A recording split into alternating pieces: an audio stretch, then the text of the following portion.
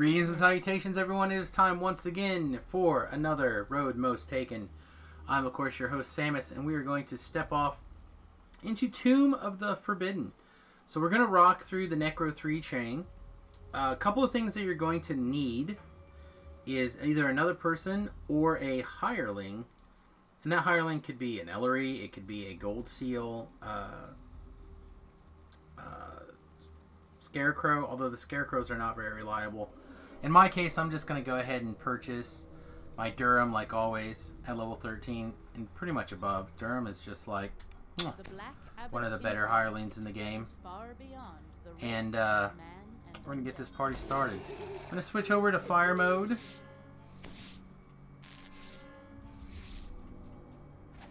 And we're going to get to work.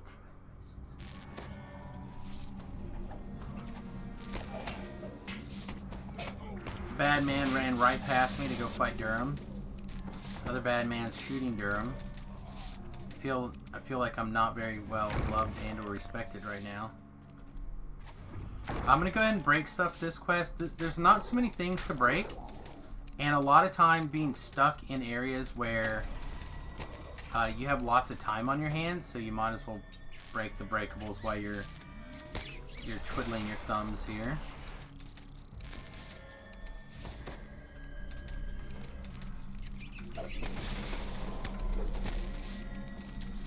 Tobrel, what is your second favorite way to pass the time?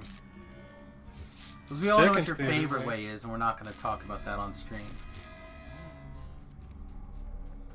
So what did you say?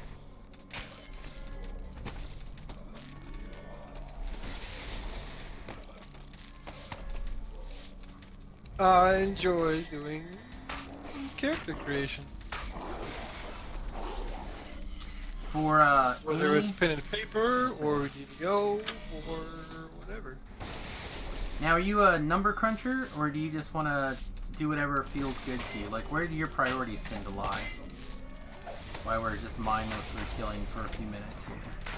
A little bit of both. A little bit of both. So I have trouble making up the truly crunchy builds.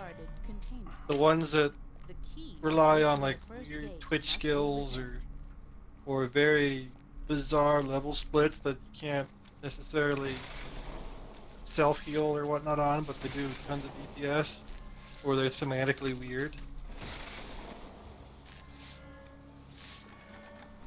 Alright, give me 1 second here. So we're going to be required to get a couple of these little gears throughout the quest. To both unlock the door and to unlock some levers. It's a quest important item, but I was just checking to see if this was one of the doors that would not operate or interact with until you picked up the gear. And apparently it is, even though it's not required to unlock the door. So a little bit weird, a little bit different. We'll just keep slaughtering away till the next point. In the meanwhile, we'll let Tobrel continue his reflection here, because I find it interesting. Keep going there, Big Papa. An adventurer's journal lies next. This is the journal of one of the deceased. Oh, I guess here's another really good thing to mention really fast. If you see these little things on the side, that means the door is going to explode when it's open. So if you can, you want to blow it up from ranged, like a fireball or some other way to ranged open doors. Into 3 portions. The air becomes increasingly colder the further you descend. Sounds like Tobrel has gone silent on us. Oh, I got distracted by Dungeons and Dragons while watching The barriers are too tight Dungeons and Dragons. through, although large enough for hands to fit between. So I put Tobrel on a DPS analysis here, and I don't know, is that what you're still doing? A little bit. A little bit? Okay, you monster. And he's doing okay. Good. It's not top tier, but it's all right though. Good. I'm glad it's going well.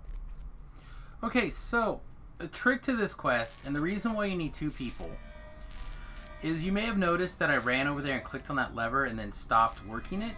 That's just so my hireling can activate that lever, and then I can come over here and pull the lever at the same time on the other side. If you can, obviously you have a real person, you can play past that lever back and forth, that gear. But if you don't have a real person, or you don't want to have to like fuss and muss with it, you can literally just do what I did and have a person pull that lever, count down. The challenge is when you have a hireling is that the door doesn't open until everything on that side is killed or a certain period of time has gone past. I think it's something like 2.5 minutes. So it is a pretty significant stand around and wait for the hireling to probably not get anything done, but maybe. You never know. Sometimes a hireling will surprise you.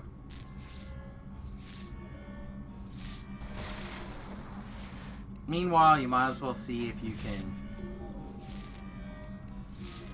do something, but right this minute, the hireling is just taking damage. So we might as well let it go. See what happens. If he gets it done, great. If not, the door is still open regardless of whether or not he's over there. Poor little guy. Just a matter of time.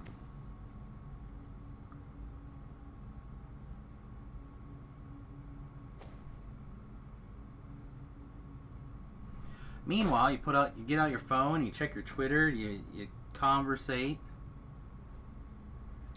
So it is kind of, this quest design was kind of interesting. With the like passing through the bars, that seems kind of D&D-ish, you know? Yeah. I feel like a lot of the older quests have more, I don't want to say interesting, but a lot more kind of. Well, it's like party interactive, right? Yeah. Yeah. And I would appreciate more quests that have a design that have this kind of mindset to them. But at the same time, I want to make sure that when they design new quests that they go ahead and they continue to have the notion that some people are going to do this quest alone. Maybe they can't do it on the highest tier difficulty or whatever, but people are going to want to do quests by themselves. Because there are people like me who love playing with viewers, right? They love having people around to engage with and do things. But at that same time, they really don't want to bother with having to always make sure that they have people. Like, my play schedule is just so sporadic that it is incredibly difficult for me to have somebody who's consistently always part of my play group. Who are you attacking? Nobody. Okay. Alright, so the door went down. We cleaned up the 3 or 4 guys. Once everything on both sides are clear, we can proceed forward. Until then, we are in the holding pattern.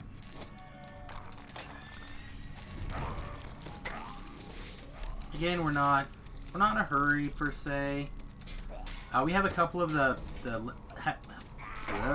couple of buffs hung over from our previous quest. We spent a bunch of time screwing around, talking about junk stuff on the stream, so it's not like we jumped right into the next quest, but we have moved on from the previous quest. So we do have a few extra advantages that we normally would not have in this quest, but I don't think anything that is actually going to affect the quest in a meaningful way. Another door that needs to be blown open with care.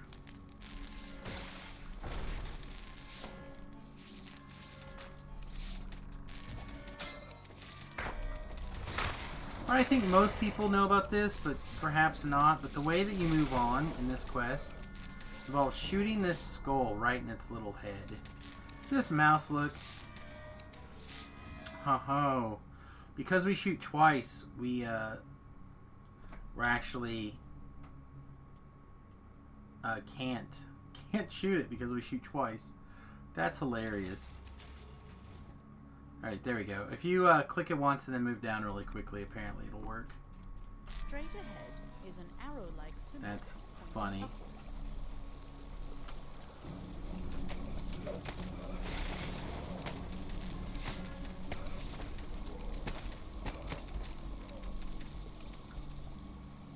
Right, don't think that...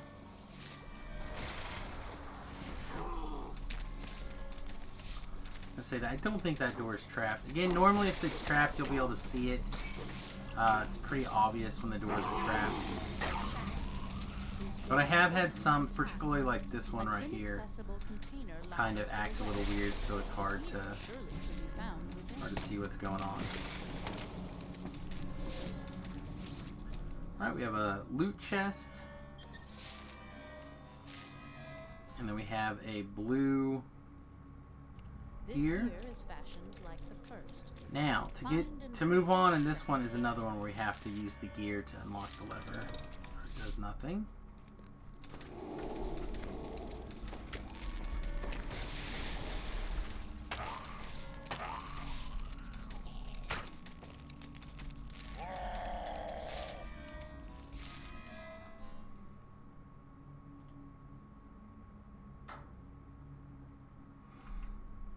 This guy's gonna take his sweet time apparently to appear.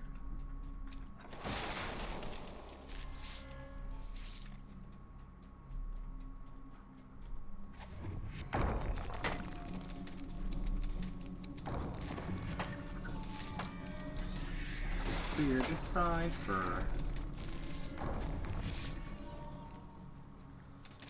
a helper. This side will spawn some arcane oozes that'll need to get put down, and I believe like a couple of methods, like 2 or 3 methods.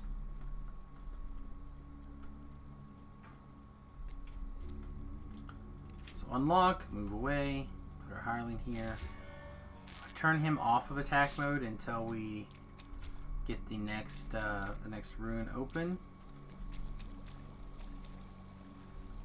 or the lever open. Hey, the bad man showed up. Look at that. Isn't that special? The trick on this side is that the bad guys don't spawn quickly, so you have to kind of like walk around. I'll show you what I mean exactly here in a second. But it's very easy to walk out of this section without the bad guys spawning, so you gotta be careful. Alright, so pull over here. Down the hall, we're good to go. Alright, so we're gonna unlock him there and we're gonna set him on attack mode. Hopefully that means he'll aggro on something on his side and start going. But since you have these climb ups, climb downs, it's a 50-50 shot.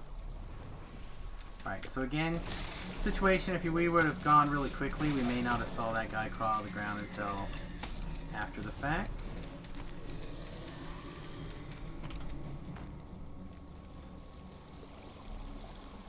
I want to walk around all these, all through here.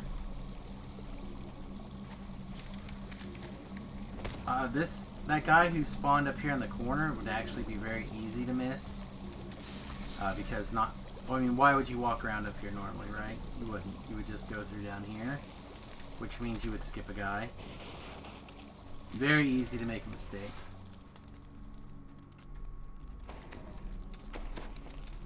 Oh, that's interesting, beef.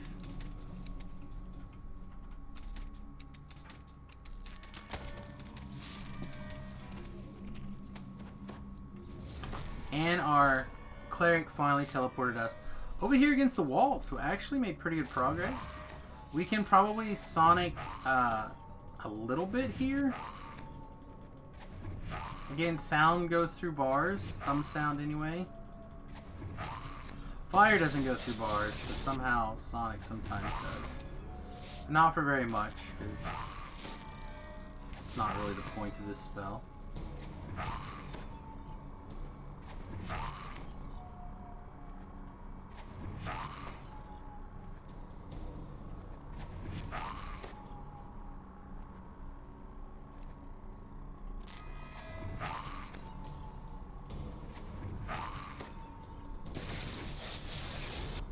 So Thagar has pointed out that he requested Blighted. I'll do Blighted next. Thagar, I just started Necro 3 and I was just starting at the beginning and working my way around. Alright, so we'll get our phone back out. Fiddle around until we figure it out.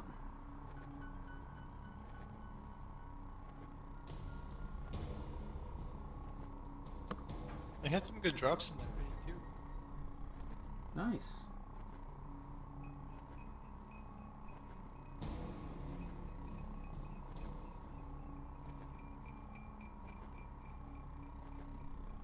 This quest is probably my least non-favorite. I'm not a super huge fan of this particular chain.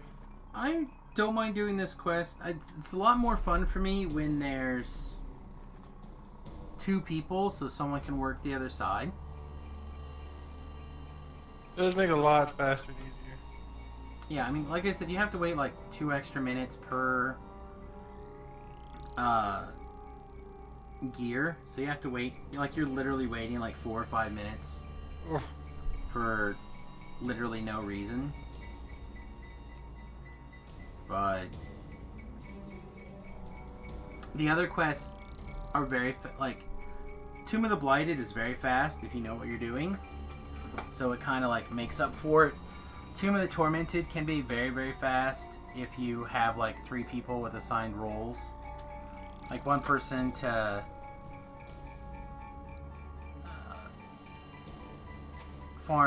basically farm the hams but not pick them up, or pick them up and hand them over to the person that's doing the puzzle. Somebody that's like really good at working the puzzle, and then one person to like go through and defeat all of the junk in the room that's otherwise causing problems. Obviously the person who's also on like food duty can also help with the clearing junk, but you know, and if at least one of those people are a trapper, then all those things just, it goes together really quickly. When you're doing everything by yourself, a lot of quests that have these kind of mechanics slow down. And why I enjoy these kind of mechanics, especially like this one, because they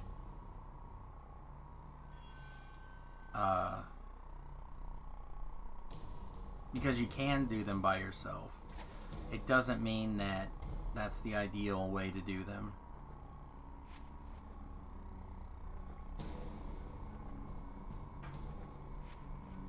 So again, even if I use like a second account, it may be quicker to run 2 accounts through this quest instead of just doing it by myself completely. But twice as much work. When you're playing by yourself, especially when you're streaming, it's easy to spend 2 minutes here, 2 minutes there, talking with the chat or reading something on the forums. You have to go all the way back to the door, all the way back basically to the beginning, just to check to make sure there's not a method hiding out back here. Clearly there's at least one. There's usually 2 though. I didn't see a second one. So Dura must have got at least 1.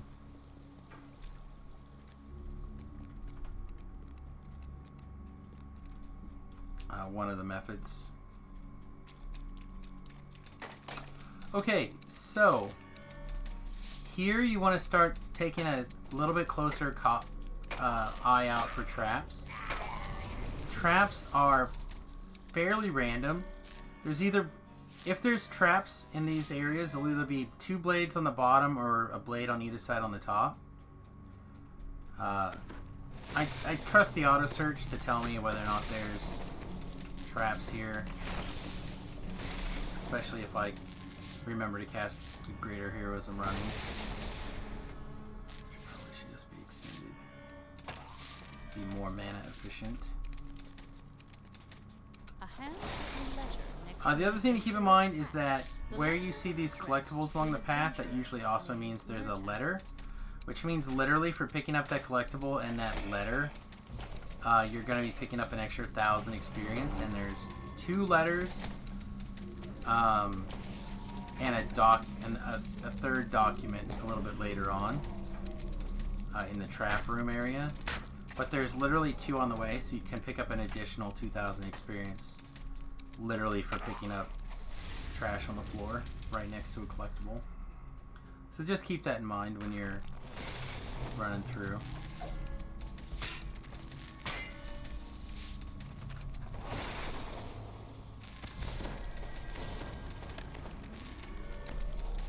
Alright, now, you do not have to go get the optional letter. See, this is what I was talking about with the trap. See how there's 2 blades here, but not down the middle?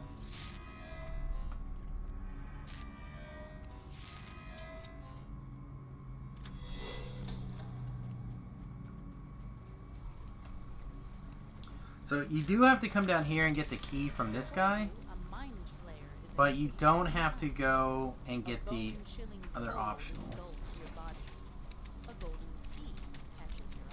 The frozen mind flare bursts as it is struck. The key drops safely to the ground.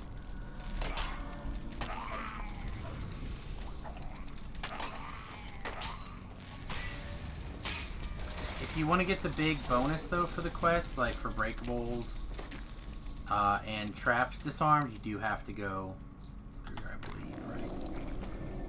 Yeah. 1 more trap, I think. That'll take us to the big bonus, and then the last of the breakables, I think, are also in there. But again, from this point on, it's all unnecessary optional.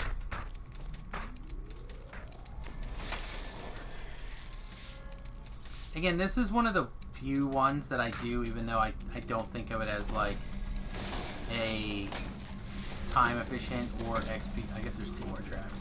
A time or an XP efficient side quest necessarily. But I do tend to do it every life, mostly I guess because of habit, really.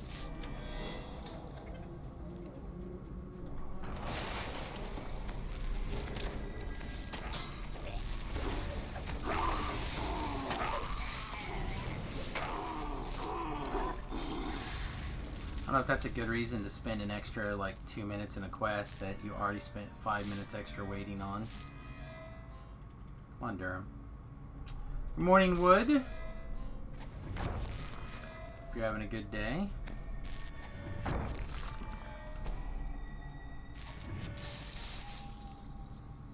Alright, so this chest and this document are in this little trap room. It is just a cold trap, and it does let you back out. So if you can survive some cold and have good saves, especially like good trap saves, you can stand in here, but you're going to be standing basically in the equivalent of like cold fire lava for, it's, I don't know, like 10-15 seconds maybe. So you have to be able to pass, 6 or 7 saving throws. Or take quite a bit of cold damage.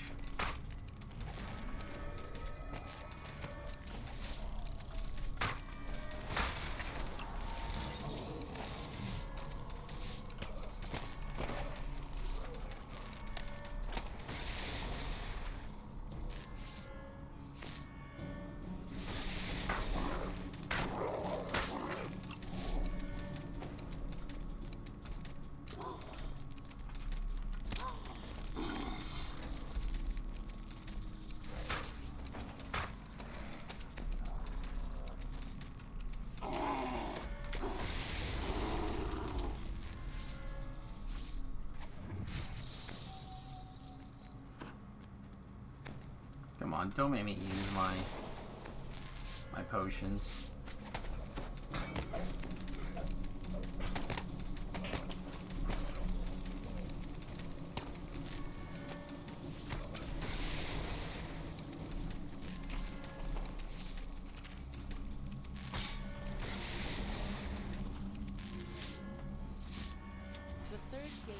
flung open.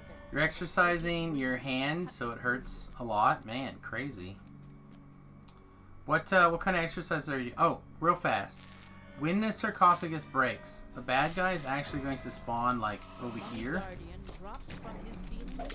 And not out of the sarcophagus, which is, Minute gnashed his like, the thumb. getcha, the quest. Frozen by the frigid tomb, shattered into millions of pieces. I'm gonna loot my treasure chest because I earned it. And then we'll get out of here.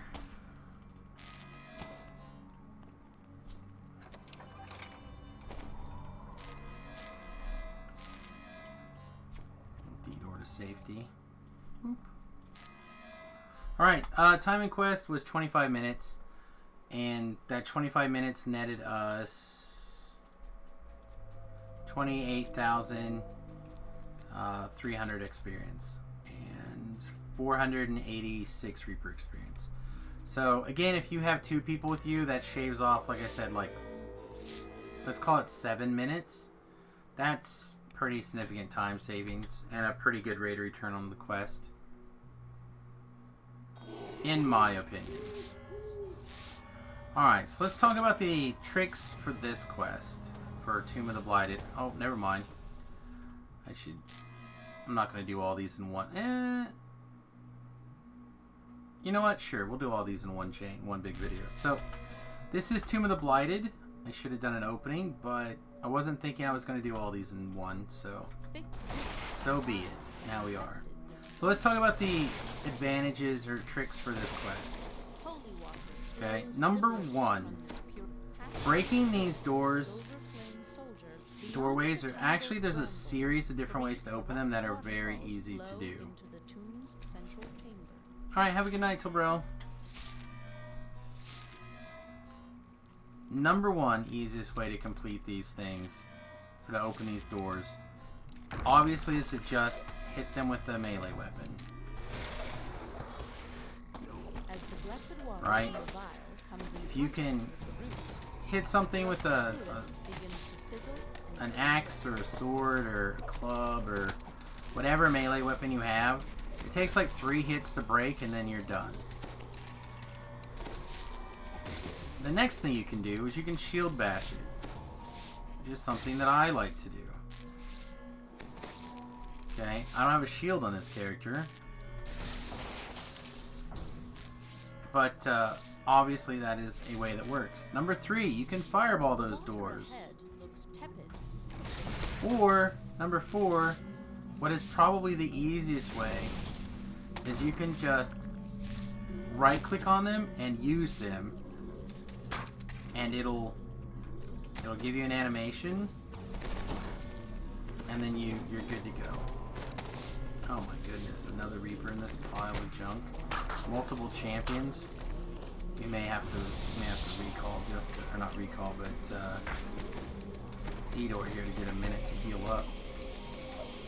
Multiple champs.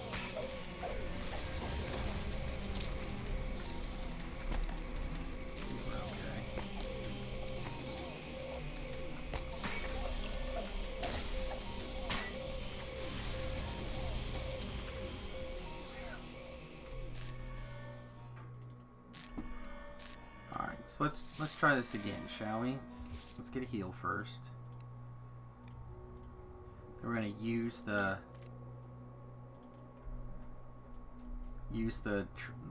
thing to break the door down. Again, it's not my necessarily preferred method. I like the idea of smashing it with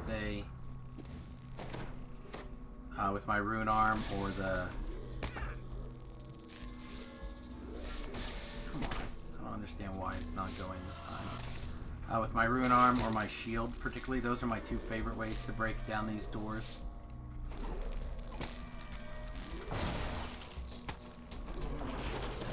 But sometimes they just get stuck for some reason, like that right there. They just didn't want to work. I don't know why. Okay.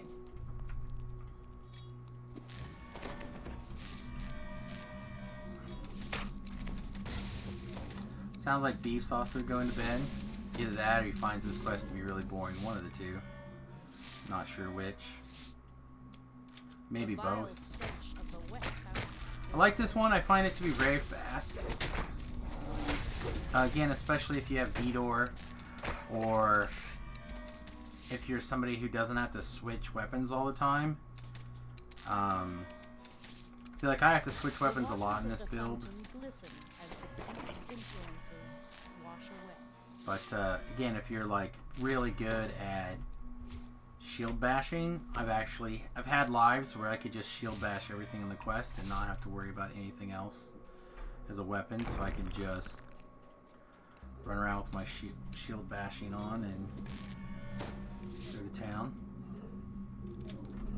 Crates float. The current flows swiftly.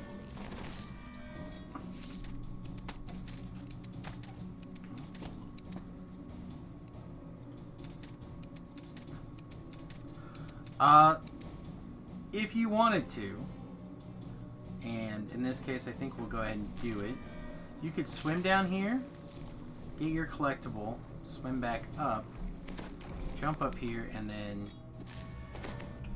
bam.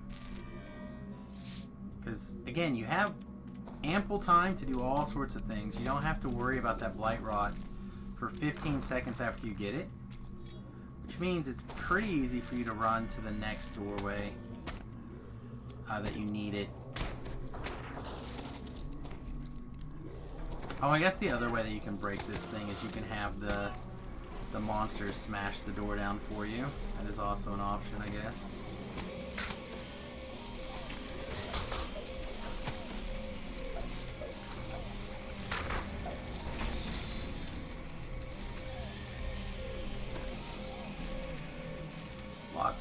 Lots of options, really.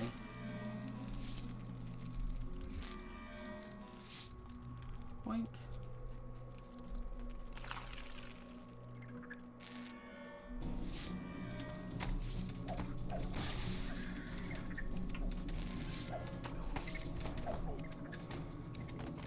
Right.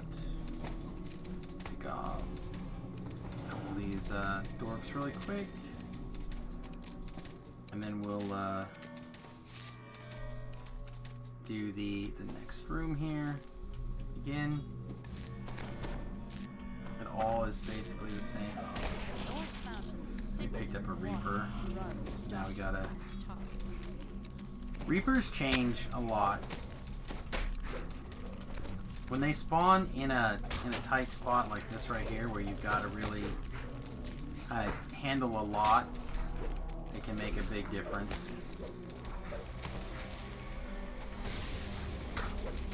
Like, had that Reaper waited until after this this encounter, it wouldn't have been a problem. Or had it waited until Crisp, clean water begins to flow from the fountain. had it waited until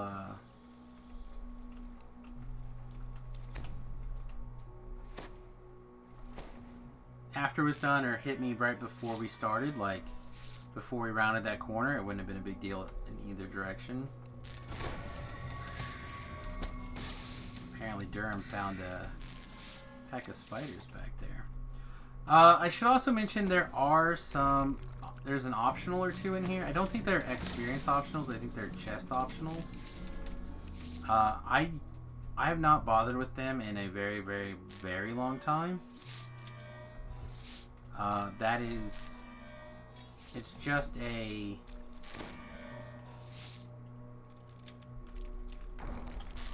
I don't know, it's just an option that I just don't do. Let's see if we can find them really quick here, though. Again, that makes the difference between how quick this quest is going to be.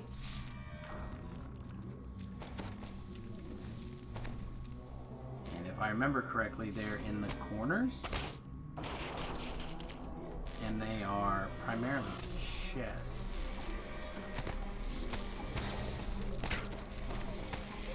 Let's take a look here. Some sort of champ in this mess. In this cold dots.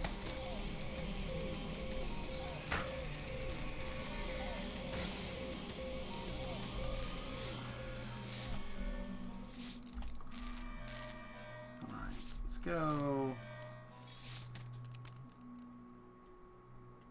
Okay, that's down. Go this way first.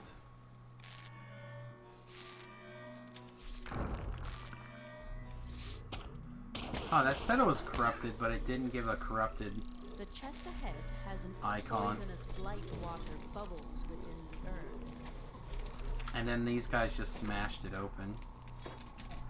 So it must have splashed over from the previous water.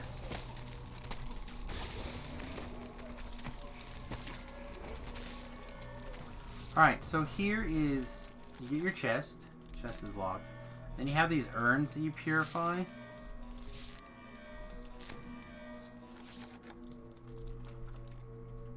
Really? You're not gonna let me pick this lock?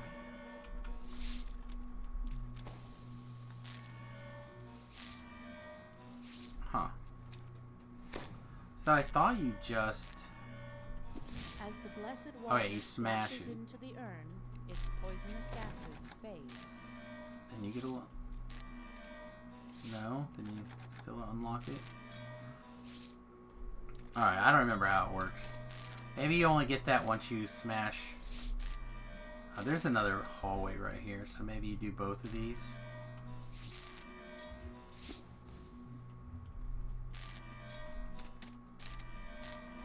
Like I said, I haven't done this in a really long time.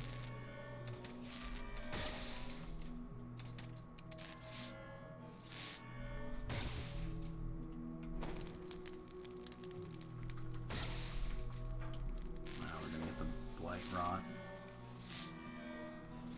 That was not fast. Alright. There we go.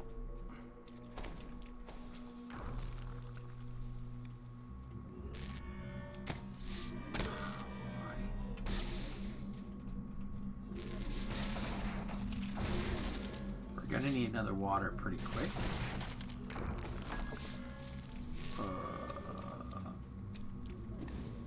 Here we go. So anyway, there's a series of those urns around, and that's what you use to you clean all those, and then you get some experience here. I said I haven't done it in such a long time. I would have to fumble through it. But if we just look at the quest, right? You have 2 here, 1 here, 1 here. So 1, 2, probably 3, 4, 5, 6, 7, 8 would be my guess. Basically 1 at each corner, and then a couple other spaces on the way. Not a bad deal. We saved the last water for this wall right here. The east fountain lies ahead, its waters foul and corrupted. As the gelatinous food falls to pieces, the fountain's purity is restored.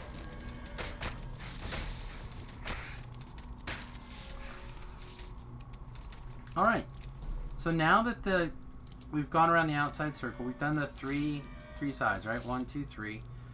We can rush and do this corner that we haven't done. You can run around the outside, or we can do what I'm going to do, and I'm just going to detour for speed's sake, just in general, since I stood in that troglodyte stench. Run back through, we'll get a heal. Use this wall that was messed up. Spawn the end guy and grab the quest.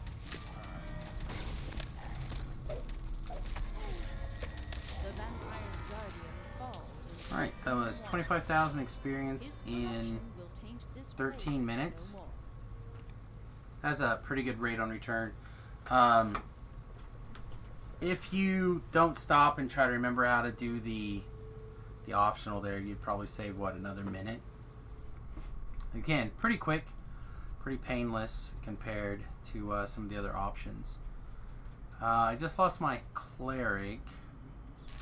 Alright, I tell you what, we're going to break this into 2 videos. We'll come back and we'll do Tomb of the Tormented and Tomb of the Forbidden in a separate video. So, if you enjoyed this video, please like and subscribe the channel. I would appreciate it. If you have questions or comments, you know what to do. Type down below. And we'll see you again real soon. Toodles.